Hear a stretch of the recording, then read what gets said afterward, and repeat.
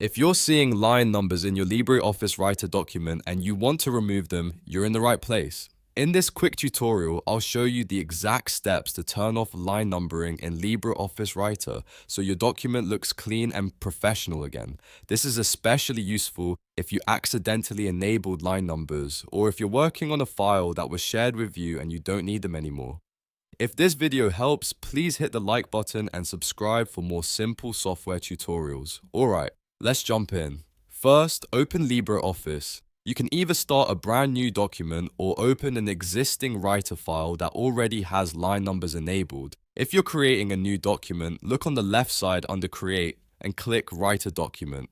If you already have a document open, that works too. The process is the same either way. Once your document is open, go to the top menu bar and click Tools. This is where LibreOffice keeps a lot of document settings and formatting options. After clicking Tools, look for line numbering and click it. This opens the settings window that controls how line numbers appear in your document. In the line numbering window, you'll see an option called Show Numbering. If that box is checked, that means line numbers are currently turned on. To remove them, simply uncheck Show Numbering. This is the key step that disables line numbering completely. After unchecking the box, click OK to save your changes.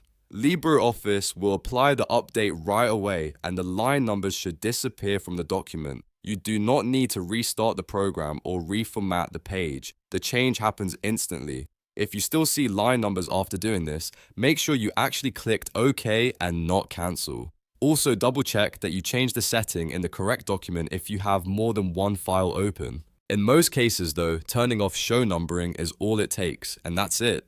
You've now removed line numbers in LibreOffice Writer. It's a very quick fix, but it can make a big difference if you want a cleaner layout for reading, printing, or sharing your document. If you found this tutorial useful, please give it a like, subscribe to the channel, and turn on notifications so you don't miss the next helpful guide. Thanks for watching, and I'll see you in the next one.